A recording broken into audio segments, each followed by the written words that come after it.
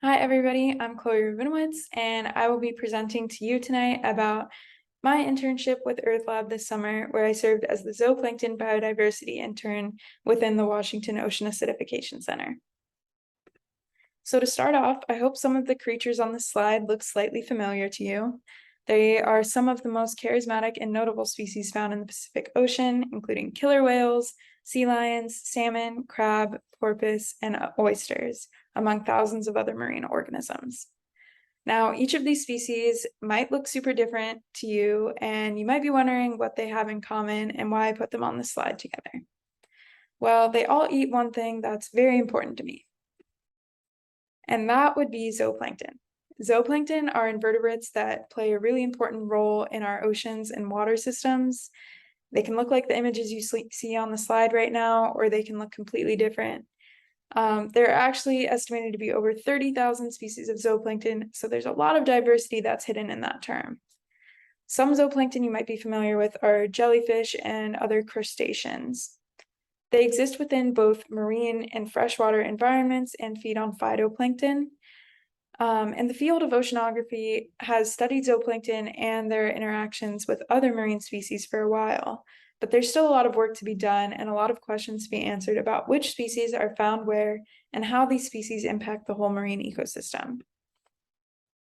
Now, this is a very simplistic view of the marine ecosystem that I've put on this slide, and it doesn't reflect all of the trophic interactions that occur, but I made this slide to give you an idea about where zooplankton fit into the picture. Basically, zooplankton eat phytoplankton and then make up the basis for a lot of marine species diets. All of the species from the first slide I showed you depend on zooplankton either directly by eating them or indirectly by eating things that eat them. If zooplankton suddenly died out and didn't exist in the ocean, the rest of the species that depend on them would have a significantly depleted food source. They are indicators of ecosystem health and affect many predators in the ocean, including humans. So they're really important. So this takes us to my project for this summer. As the zooplankton biodiversity interns, there were basically 3 phases of my work. The first phase was going on a week-long research cruise on the RV Rachel Carson to learn how we collect and preserve zooplankton samples, and also get a feel for the field work in oceanography.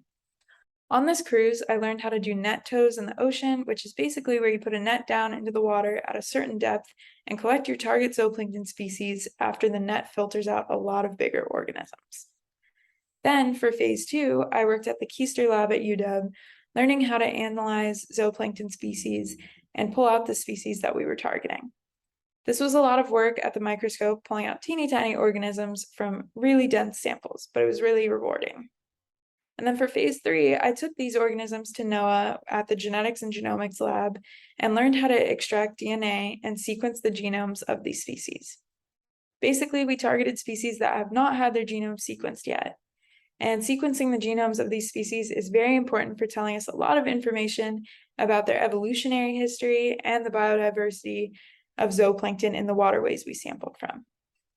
In a little bit less jargon-heavy terms, lots of animals consume zooplankton, and being able to identify what zooplankton are being consumed by getting full genetic reads on them allows us to understand what environmental pressures affect the evolution of these species and model what could happen under future environmental changes. The possible applications for this research are endless, and this field is growing rapidly. So I know that was a lot of detail about what I actually did, but I wanted to take a second to reflect on the experiences that I had this summer. I'm an environmental science major at UW, meaning that I mainly deal with big picture topics about the environment and learn about terrestrial ecosystems. This internship exposed me to a completely different side of science. I learned about oceanography and marine biology and genetics. I gained experience in the lab that I never got because all of my lab classes were virtual during the pandemic. I got to do field work out on the ocean for a week, which was a week longer than I had ever spent on a boat. I also got to learn from the other interns in the cohort about their fields and how environmental justice fit into their work. It was challenging, exciting, and eye-opening.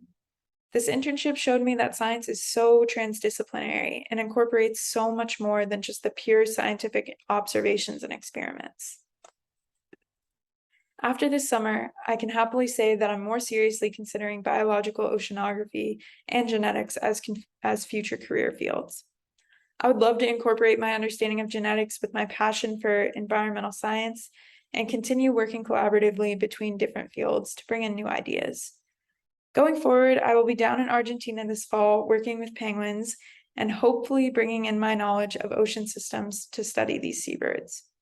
This internship would not have been as impactful as it was without my cohort always being vulnerable and open about their experiences, my mentors being willing to let me make mistakes and continue being so supportive and encouraging throughout the whole process, and EarthLab fostering a unique environment that allowed me to gain a new worldview.